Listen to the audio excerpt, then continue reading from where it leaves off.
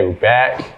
Episode 3 of the Shan and Roe podcast with a special guest today, the one and only Deemer class. Deemer, we don't want to get you on here like that.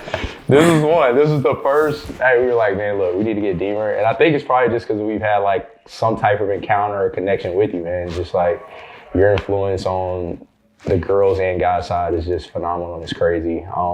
I think the first time that I heard about you was through actually Mr. Case, so Jordan Case's dad. He told me about you. And then AJ actually did some first class stuff. Yeah. And AJ was like, man, listen, Deemer's that guy, man. You got to connect with him. You got to meet up with him. And I was like, man, I got to, man. It's been love ever since then, man. We got each other's number. And you're constantly giving good feedback. And just always helping out, man. I appreciate it. Yeah. Didn't y'all work out together? Didn't y'all train? Shan and Deemer or no? Shannon, we go way back. Yeah. Crazy. We go back. We met through Morgan Schwab. That's how we met. That had to be like 2017? I'm pretty sure it was 2017. Morgan's aunt and my aunt are best friends up in Rochester. And and Morgan was the same year as my sister Ava. But that was kind of the connection. I came up for something. I got to work out with you. I got to train Morgan and some of the other girls. And really since then, we've just stayed in touch. And you came down to Baltimore once or twice. And it was kind of that time where I was like that hybrid between playing and coaching too. So like I was learning stuff for myself, but I always was really interested in, movement, skills, footwork, and really enjoyed it because then I could also apply it to working with the kids too. So I'm excited to be on here with you guys and appreciate both of you and the love and effort and care you put into developing players, and really treating it like a true profession and a passion. And I know just from talking to the athletes that I've worked with that and vice versa, like always great things to say. So I'm just excited to chop it up and all good stuff. Yeah. Real quick story. The funny thing about Deemer is like obviously life gets in the way. Everybody gets busy. I'll just get like a random text sometimes. He's like, yo, what do you think about this? It'd be like a clip of, it'd be like a drill or like a game situation. Then we'll just have a quick conversation, just going about our day. It's so funny and random, but that's how dope our relationship is. Like totally out of the blue. Haven't heard from each other in a couple months. It's just like, hey, what's your thoughts on this? Hey, what are your thoughts on right back up into it. Well, there's just there's just sometimes like when you start doing all this and you build those friendships, like there's people that you value the input, you value the feedback, and it doesn't mean other people like you don't. It's just, I think it's important to have your people that you can put stuff to and, hey, like, does this work? Can you shoot me straight? Like, does this not work? Is this garbage? Like, and I think it also speaks to like just trying to have a growth mindset too. And, obviously if it's only people that you think so like-minded to, maybe that can be a bad thing because then maybe you're never ever like challenging the norm of what you do. But at the same time, I think it's also good because sometimes you guys know like this can be an isolating job. You're right with the athletes all the time and those relationships are awesome, but you're not always interacting with that many adults during these kind of things. And then we're all busy. We've got our days packed each day. You got your training groups after school. And then it's like, what do you got to connect and have some professional development too. Right. Absolutely. I think that was one of the things we talked about too, Shannon, just when we started this up was just, we've always kind of bounced back and forth just talking about things. And it was just like, bro, let's just start a podcast and just sit down and just talk it up. Like this is completely unscripted. Like every episode, we don't script anything just because we wanted to be natural and just be real. And it's been beneficial thus far, but I think this is something that you can just grow. And like you said, from that professional development side of things, just being able to like bring guys on like you and other coaches that are in the world and just hear what things we have in common and then also hear the different things, right? That's going to bring a new perspective to everybody that's a part of the conversation. And just being able to bounce that. So it's really dope and I'm super glad to have you on, man. Ro, it's cool. It's cool that you brought up Jordan because I remember when she came to one of my clinics in Charlotte when I was still at USC, and I remember recruiting her. She was a fantastic player. I know she's been through some adversities with her injuries, but awesome to see her back out there. And it's cool. Like, and it's AJ, super hardworking, like just is committed to the craft. Like, and it's actually I saw some videos from your feed recently of Will Shipley being in the gym. And the Shipley family is one that, they really were one of the first families when I started doing trainings that I got to know. James and Matt Bomer and that Charlotte crew coming out. And then, Will came out a few times and then really went all football mode. So I've just always had a appreciation for the Charlotte lacrosse community. Yeah. Oh, yeah. It's definitely heavy love for the class, man. Heavy love for the class for sure in the Charlotte area. Man, it's so crazy just jumping on that real quick.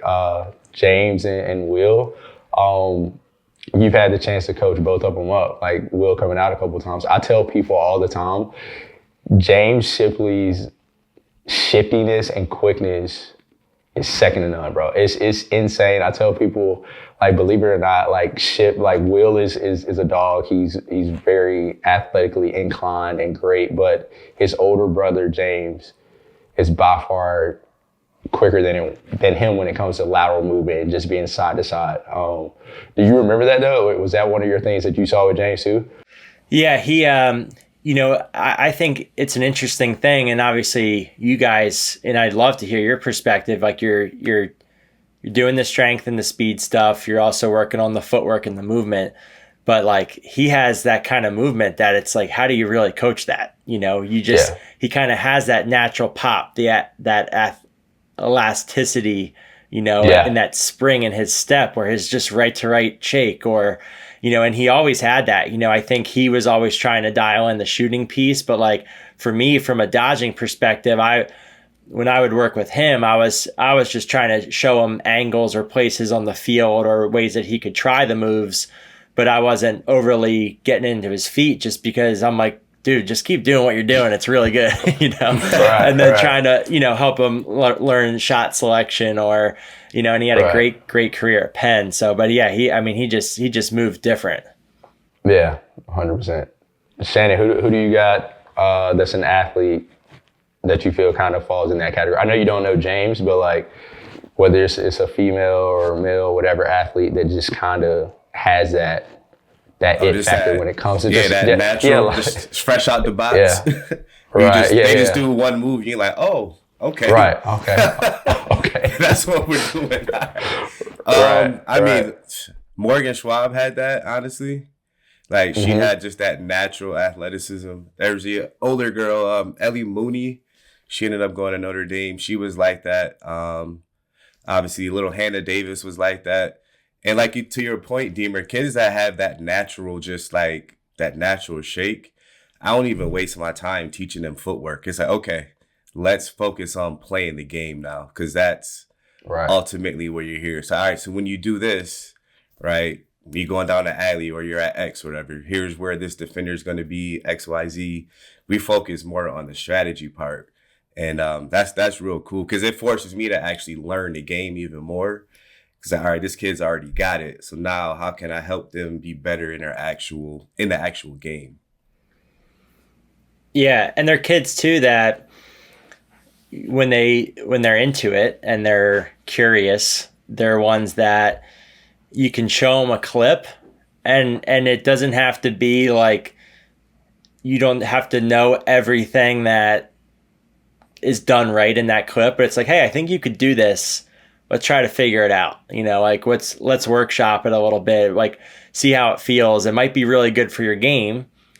And then, hey, maybe that move you don't actually implement very much, but then let's find the next thing that maybe you do implement more. And it's, not every skill you have to end up making this perfect part of your game. It just, you're going to try some things, you're going to throw some things out, and then you're going to find a couple that you really lean on, and those become your go-tos. Yeah. All right. I just like to get them good with one or two good moves, and then you just kind of build off of that. and just kind of throw them in different situations. Like, all right, this slide's coming from here. What are you going to do? And sometimes you get like that kind of blank stare in your face.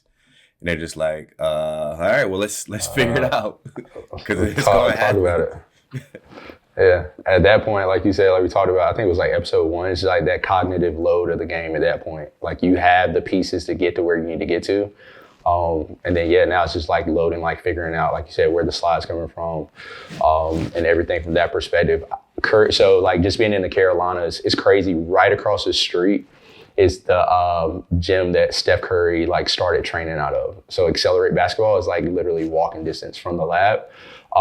And his trainer, Brandon Payne, he was in like an interview one time and he was talking about like, they were just asking about like Curry and everything like that, his shooting ability.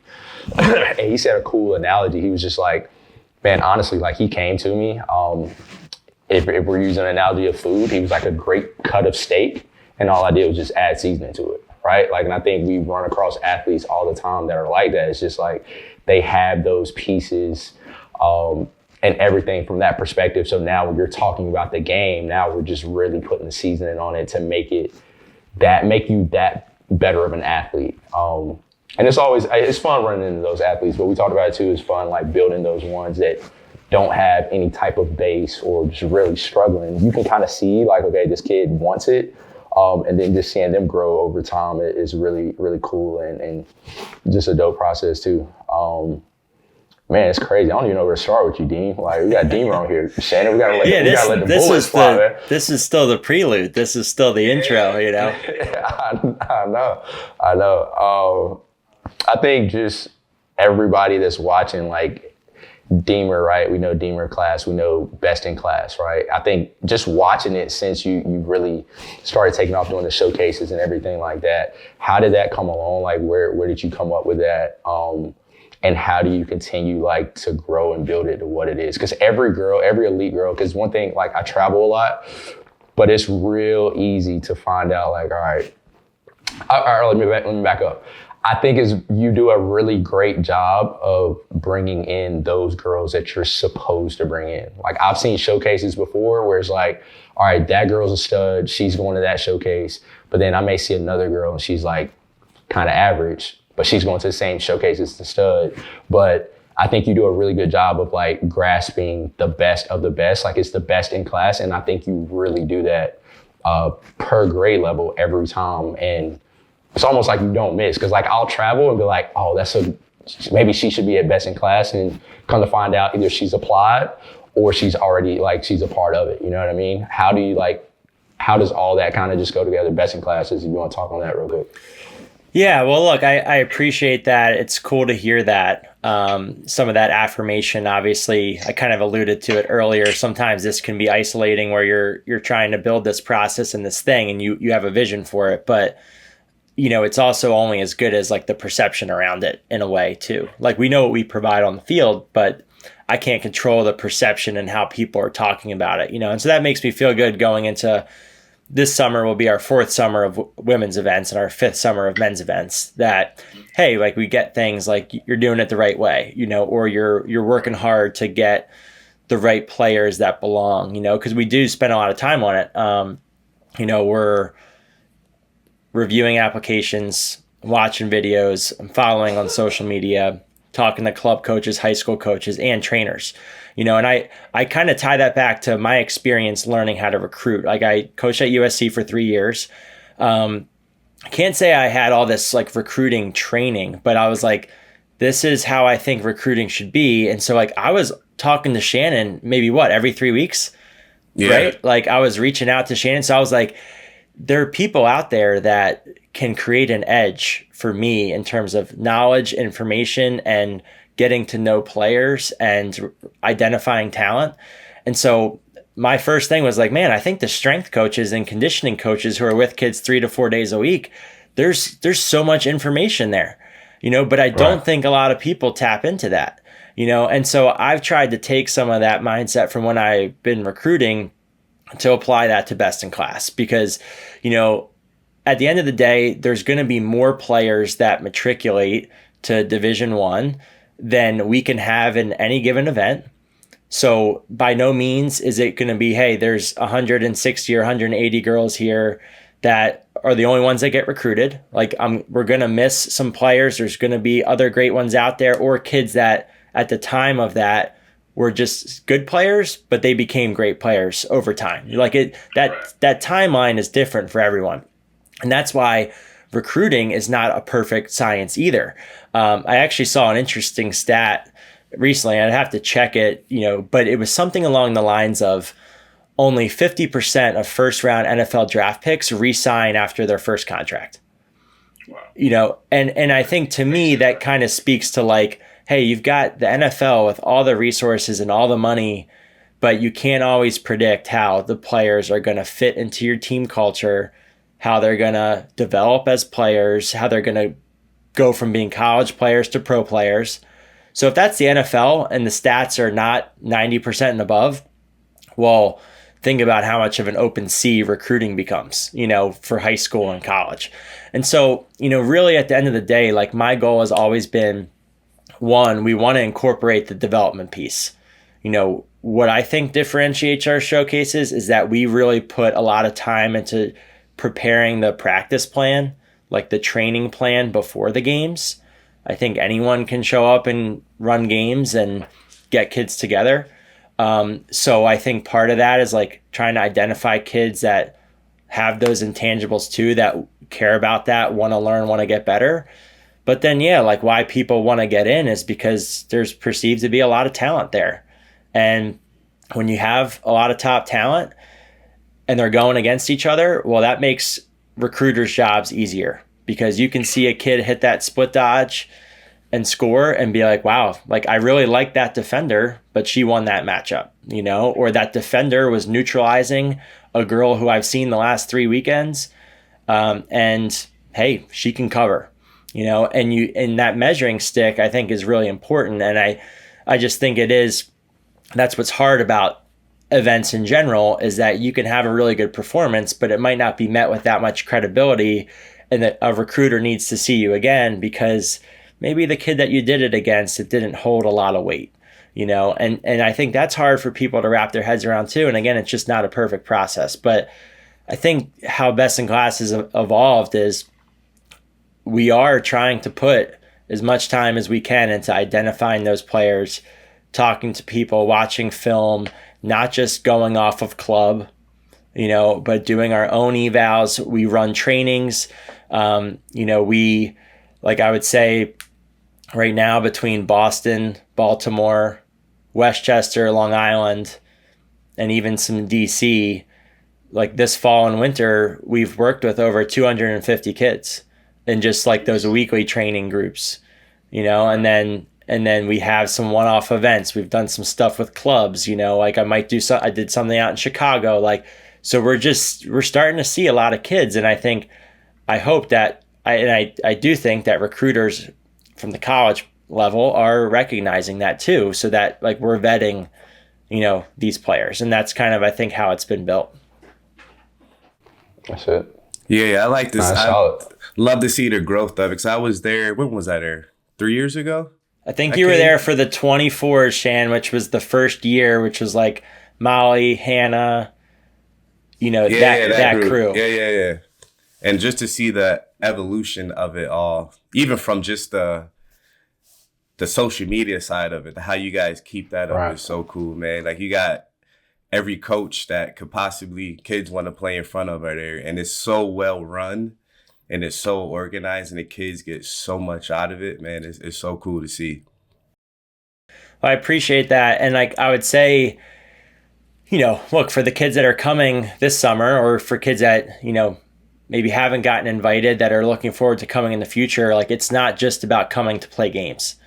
There are relationships being built. There are great coaching staff members, from current college kids to, coaches that might coach college in 2 or 3 years. We've had like Kristen Carr, Marie McCool, like they're two that stick out right away that now they're coaching college. Maggie Brown's a coach at Princeton now. So like, it's also cool, like for younger coaches that are coaching with us, or high school coaches, like they could go coach college any season now, so you don't know like who you're going to be playing for in and coming up against, which is awesome.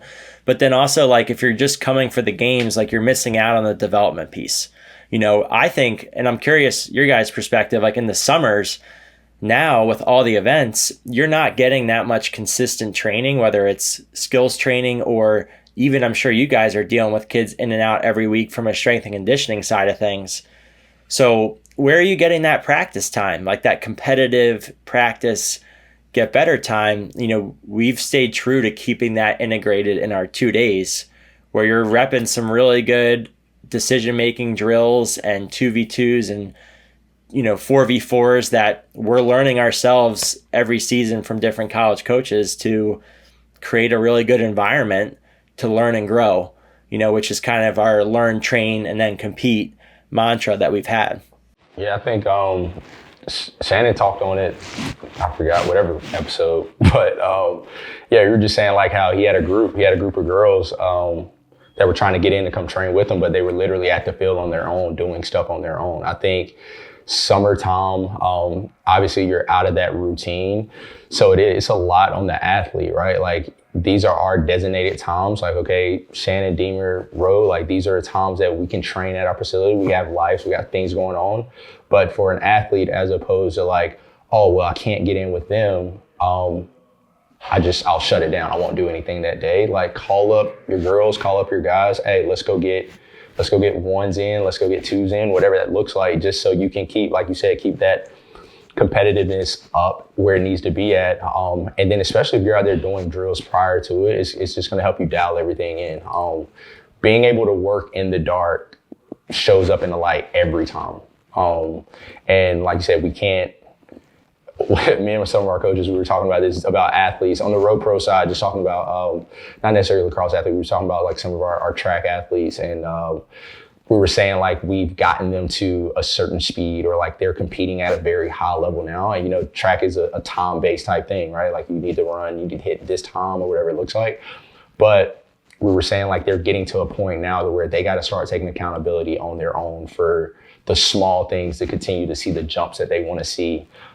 From tenths of seconds, hundreds of seconds, like that's coming down to your mobility work, all the other things that you need to be doing. Now tying that back to lacrosse, that's like, all right, although we're not looking at a clock, but your performance is gauged upon how well are you recovering, how well are you doing things on your own.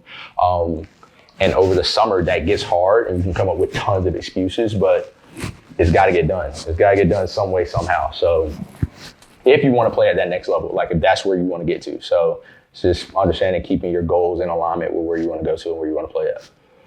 Yeah.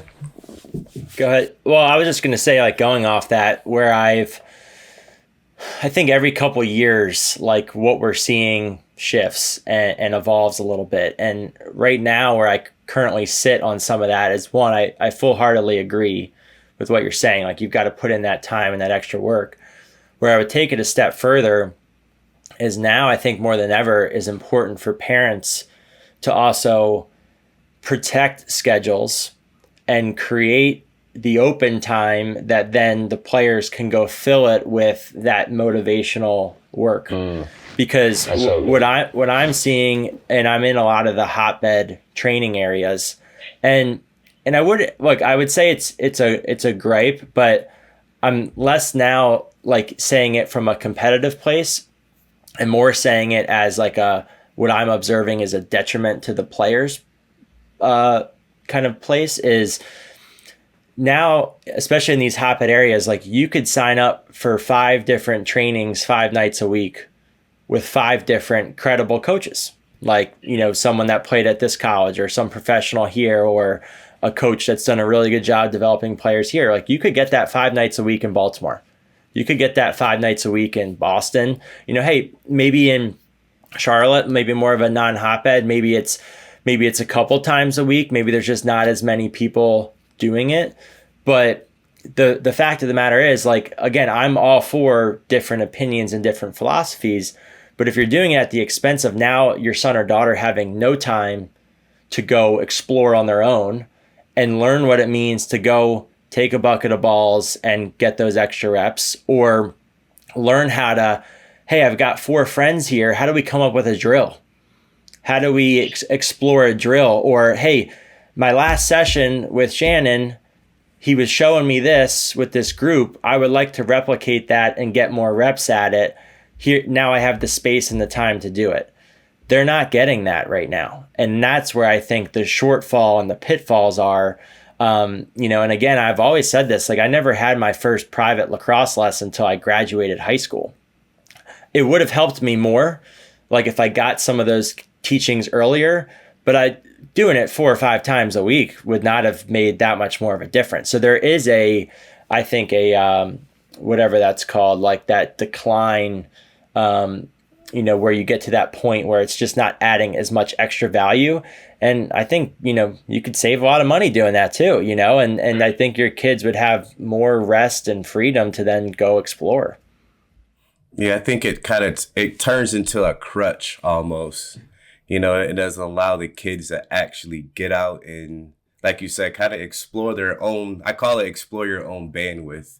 Let's see what you're actually really capable of. And it's so funny, like after they're done lifting and they're ready to do lacrosse or whatever, I'll just sit down and they'll all just be like 5, 6 of them just staring at me. And I'm like, all of you have been here for 2, 3, 4 years. You don't need me to set up a drill. Like start to kind of think about what you want to work on and kind of collab a little bit. Like if you like something that she's doing, try it out. Because I'm not going to be in the field on you. Ro's not going to be in the field with you. Deemer's not going to be in the field. So the more you can kind of like self-organize it, it's the better. And it gets your brain going. And then next thing you know, I'm completely out of the picture. And they'll kind of ask me a question here and there. Then they've completely taken ownership of the session. And I've been starting to do that more because I don't want them to rely solely just on coaching. Because at the end of the day, we've all played games. Like you got to sometimes just go figure it out. Yeah. What I That's mean? a skill. Like you gotta be someone that figures it out. And I think as coaches, we can be intentional about that. One thing I've been thinking about a lot, it's like so small, but now I'm like, guys, like when you get here and I tell you to start warm up, like I always just now I pick a kid to lead the warm up. Like guys, we all do the same dynamic stretches. It's not that deep. Get your body warmed up. Like if they don't do any, maybe I'll do some like 90 to 100% sprints if they don't do any movement. But I'm like, someone lead this thing. Like we do the same thing every week, So thank you for saying that. Thank you so much. I'm like, as a kid, like get in there. Someone look to your left or right and say, "I got it. I'll lead the stretch." And then, as coaches, it doesn't mean that we're lazy and don't want to lead the thing, but like we can also be getting the stuff organized and set up. So that, hey, come in, take ownership, do this, and then let's rock and roll. Exactly, man. That was so much. That's so real. I mean, I hope people think.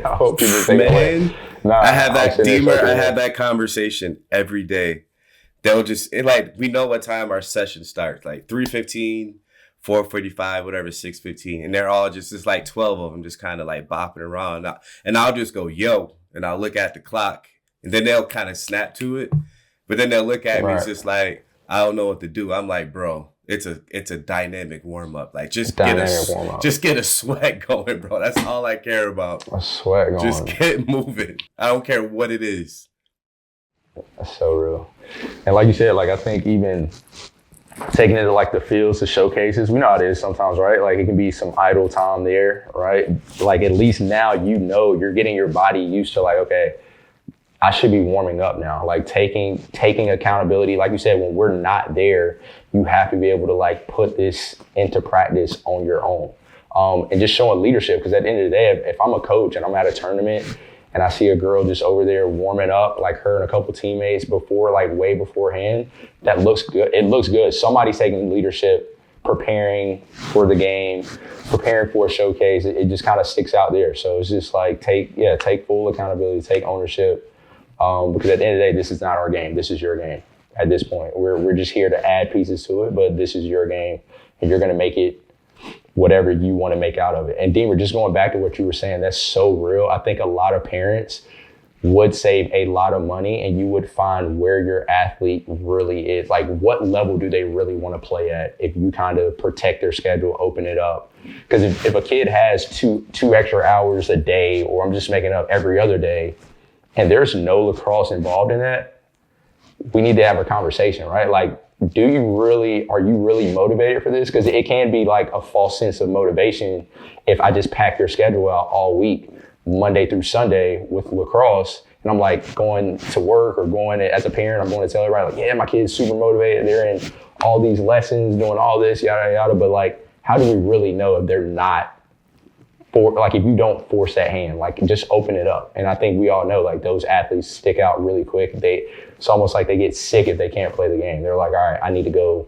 hit the wall on my own. And nobody has to tell them. Those are the athletes that college coaches want, because we know like talent can get you to that level, but ultimately like it's your characteristics that's going to help you uphold and play early on at whatever college that you go to. Yeah, I mean, I would say for me, I'm not a parent yet, so I've worked hard to, not say things in ways where it's like, hey, if you're a parent doing this, like that's so dumb, because I've just, through my interactions with a lot of our families, like it seems so hard to be a parent, so that's like where I come from when it comes to some of these things.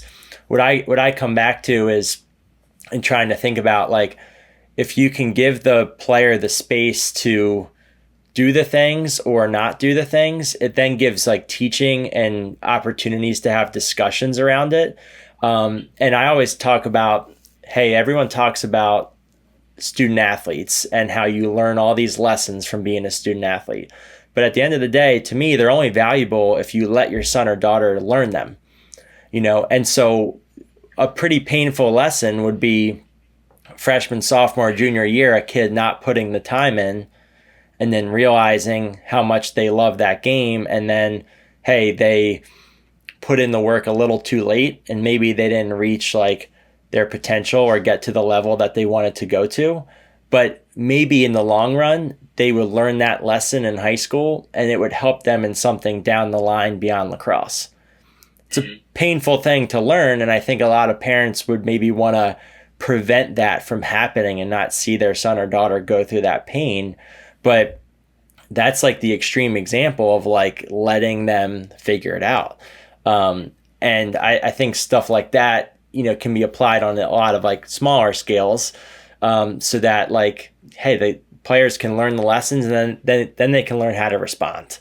So that like comes to mind. And to your point, Ro, about like begging to be on the field, Jerry Byrne at Harvard, was saying at one of our parent panels the last couple of years, like, I want my son or daughter begging for that extra event as opposed to like, hey, like get me out of here, like get me home, like I'm dog tired, and I think that's a really nice measuring stick. Like if you're, holding them back a bit and they're like begging for it, well then, hey, maybe you can reward them with that extra opportunity that they'd be fresh and excited for, as opposed to, hey, can we not show up for this thing that we signed up for?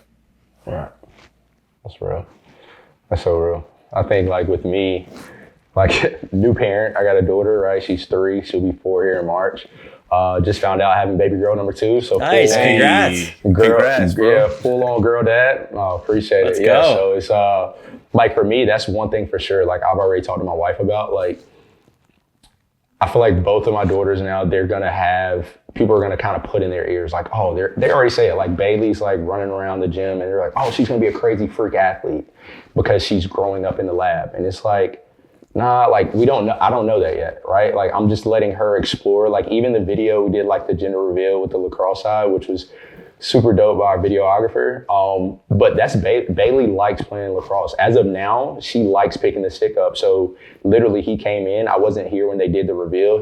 My wife had to like drop her off because we couldn't find out what we were having. So she had to drop Bailey off with Kyle to do the video. But that was her. That's all her. But one thing that I've already spoke to my wife about is like, I'm not forcing Bailey or baby girl number 2. I'm not forcing them in the gym.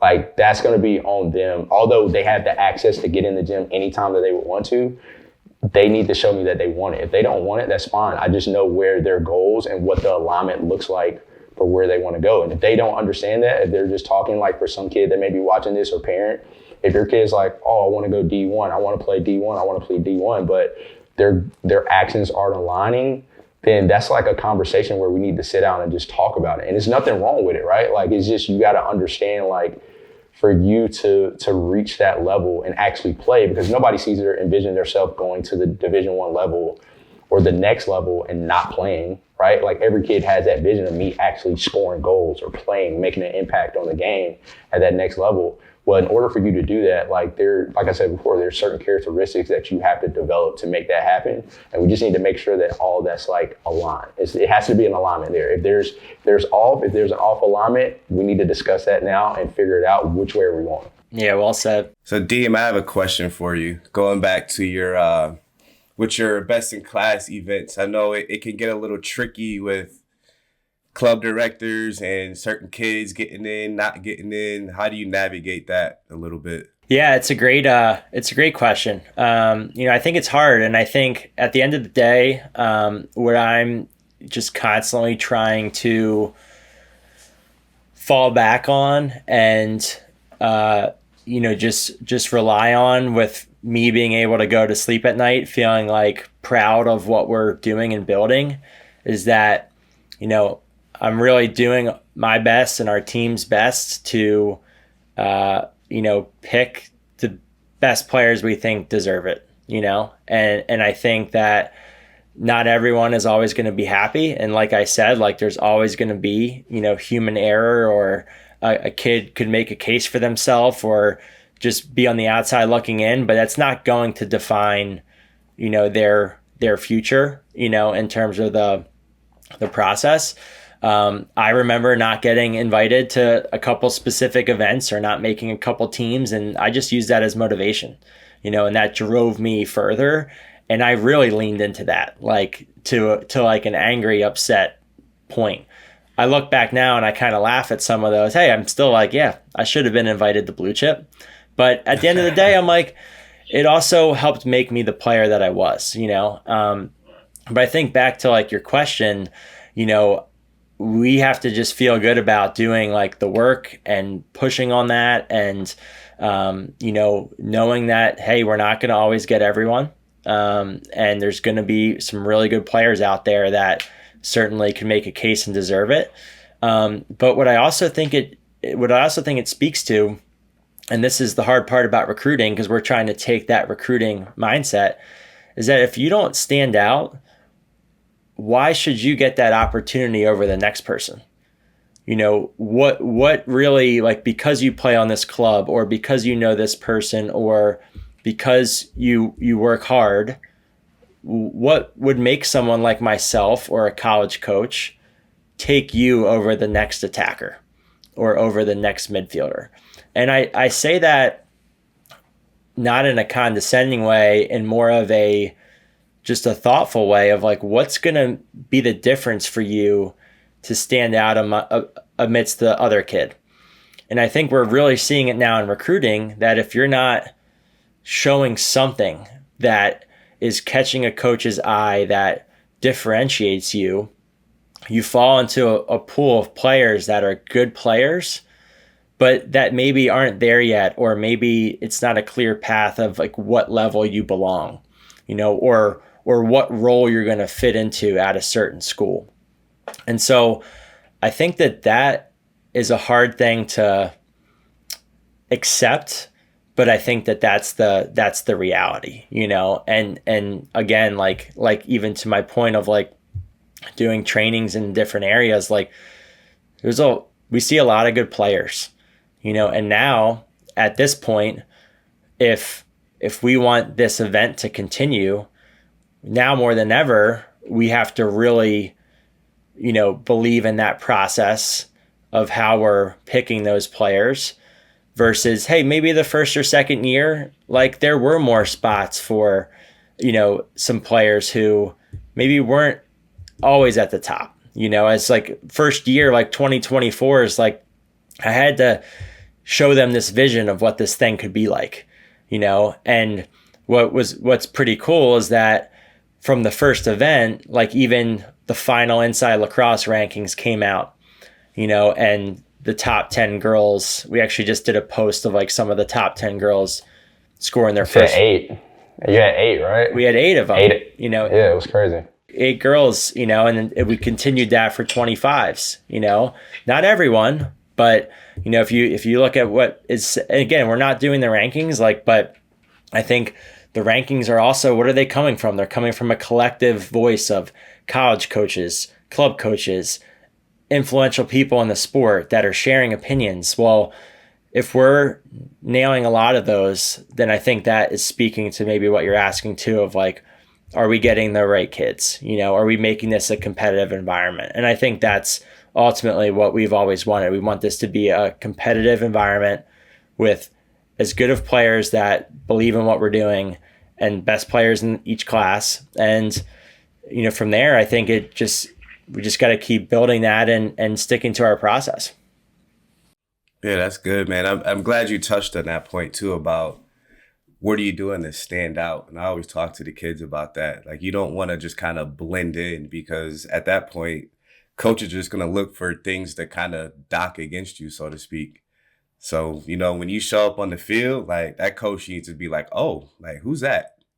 Or if I've never watched lacrosse before and I show up to one of your games, I need to be whoa, I don't know nothing about this sport, but that girl's nice. Or that dude's nice, just from based off my limited knowledge of the game. And that's so important, man. And I think that just helps kids to strive for a little more and not just think that working out is enough. Because I tell my kids, everybody works out now. Everyone's at a gym. Everyone's doing some type of skills training or something. How intentional are you at that at this point? I think one thing that's probably great to see with Best in Class too is going to be your ability to see that girl that does stand out with her club, high school, whatever that looks like. Like you said, when you get all these girls, all these dogs in one group, I think you start seeing that athlete that may have the physical side, but mentally she's not there yet because she can't handle going back and forth. I may have won this one-on-one battle, but this defender shuts me down on the next one because she's never really been shut down. It's does she really have that mental capacity to be able to go back and forth when failure hits? Because we know how it is. You catch a girl that okay, she's in middle school, she's playing at a high school level to a certain degree. Now she hits high school, she's kind of playing at a college level, we think. But then it comes a point when it's all right, well, when everybody on the field is college bound, D1 bound, however we want to make it look, they're the best in class. How can you make a great play? And in high school, you may have just kind of fueled off of just the repetition of, okay, I scored on this play, boom, I go down, I score on this one, boom, you're going back and forth. So you're constantly picking that up. And now you get to that point where you're really in that flow state because you played so well to get to it. Well, what about now, when you're going back and forth and it's hard for you to kind of get to that flow state? I think that mental side, have you seen, I'm pretty sure you've seen it, Deemer, but what does that look like? It could have been a recruit come in and you're oh, this girl's really great. And y'all kind of, maybe you hype it up. She looks like she's up to par, but then she gets in the Best in Class games or gets to the training side of things. And now she's struggling. Well, I think that's also, I think there's so many ways to, when you're attending events, and this goes back to the parent component. There's so many lessons to be had, but they're only lessons if you look at them in ways that can help your son or daughter grow. And if you're a player listening to this, in a way that you can grow. And so one of them being that when you do get a lot of alpha players on the field, boys and girls, when we have these events, what are the things that start to come up? One, there's only one ball, so someone starts dodging. What are you doing without the ball in your stick? Are you winning matchups with the ball in your stick? You maybe don't get a lot of dodges that game because maybe the other team dominated possession, or maybe you weren't figuring out how to click with some of the other girls or guys, or you're hey, this one kid was really selfish. That's always going to be a component to an individual showcase. Now, what I think the beauty of that is, though, is that a lot of club and summer action, there's a lot of scripted plays. And I think where the game is going in general is players that can play in more principles-based and positionless offenses, boys and girls. And so if you really believe the game is going that direction, which we do, being in some of these open, unscripted, environments is really going to benefit you. And it might mean the first time you do it, or your rising junior summer, like there might be some times that you don't look as great as like it's all cracked up to be. But I think it's going to make you better in the long run. From a recruiting perspective, I think it's really fascinating. If you go out and watch a kid for 3 club weekends and they dominate, you see them in a different environment. Maybe it's with their high school, maybe it's with a showcase, or maybe it's a prospect day, and they look different, or they're not clicking for different reasons. You have to ask yourself, why is that? And then number 2, when they face that adversity, well, if they respond really well to that adversity, or they make plays in other ways, well, hey, that's a kid I want on my team. Like, I just saw her play at not her best, and she still had presence. She still had impact. She was still a great teammate. And these are the things that people are looking for. And I think, just going back to like, everyone gets really focused on the outcome piece. There's a lot of ways to stand out. There's a lot of ways to catch someone's eye beyond the goal or the assist. Now, look, a very generic write-up might be focused on some of those players, but it's all improving. All the media, the coverage, what people are looking for, it's all improving to be more depth. Inside Lacrosse every year continues to improve their analysis, So I think, like, yes, in a negative way, you could push back on that and be like, oh, this is a showcase, or hey, like this person got written up, but I didn't. Well, hey, I also can tell you there's a lot of kids that get written up that don't get recruited to the places that they want to go. And that's because, again, recruiting is not just about what you're doing now. It's what you can project to. It's how you're going to fit with certain schools. And, that's a whole nother piece to this. So, I know there's like a lot of different things there, but these are like the things that keep coming up when it comes to like, how we're seeing like some of the summer environment and recruiting and events. Yeah, man. What you got, Shan? Oh, no, I just kind of thinking out loud a little bit, because obviously the drills and all the things get a lot of the spotlight, but how do we continue to bridge the gap between the skill work and actual game implementation? Because, just because you can do a drill well doesn't mean it's actually going to translate to the game. So how do we continue to bridge that gap? I think you guys are in a really cool spot for that. And what I think is awesome about both of you is you guys have the gyms and the setups, but then you have like the space that you're working with to be able to combine it. And what I think is, again, like it's actually been very interesting for my own player development journey, where I've been more and more building towards like a constraints-led approach, and probably being less explicit in certain things that I'm breaking down.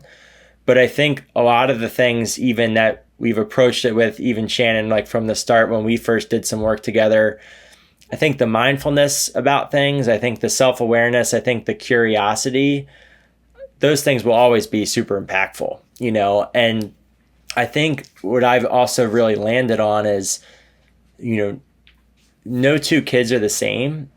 And I think that, the more you can treat kids like individuals and assess like, hey, like this thing might work for you, it doesn't mean it's going to work for you, and be a part of that learning process, I think the gap gets bridged like that, because I think if you only operate in a way like this is the only way, then there's probably going to be a lot of kids that get swept up in that and don't figure out how to find their full potential. And I think that's what we're all here to do, is help kids uncover the full potential as much as they want to get there. Like we can't make them get there. Their parents can't make them get there. But I think that's what we're trying to help them work towards, which I think is an exciting thing, and I think, more unscripted opportunities is good. I think the pickup stuff, is awesome for kids. And so it's just like finding that balance. But there's some kids that have no technical basis that can really benefit from digging into the nuances more and more, So I think that's the fun part about it. That was good. That was good. I'm sure we could sit here and talk for. Oh yeah, I Freaking- know. We gotta save it. Hey, Shannon, don't say too much. We gotta get him back on for another episode down the road. Yeah, come on. If you guys will blow up though, so hopefully I can get a spot. Maybe. Nah, Yeah. that's it. Nah, we gotta keep him on, man. Nah, that's all good stuff though. No, this is That was a good little intro because I'm sure we could literally just because I got my brain. You know how our brains are like. bro. I'm already got like. What do you think about this? What do you think about that? Yeah, bro. But I do want to kind of hear your thoughts on because you've seen this game just evolve from when you first started to now. Like, I think that's been pretty cool. Just touch on that real quick, just from your perspective, because you've actually played it. You were All-American. You were national champion. You played pro, and just to see how the game has gone from where you started to now. Just touch on that.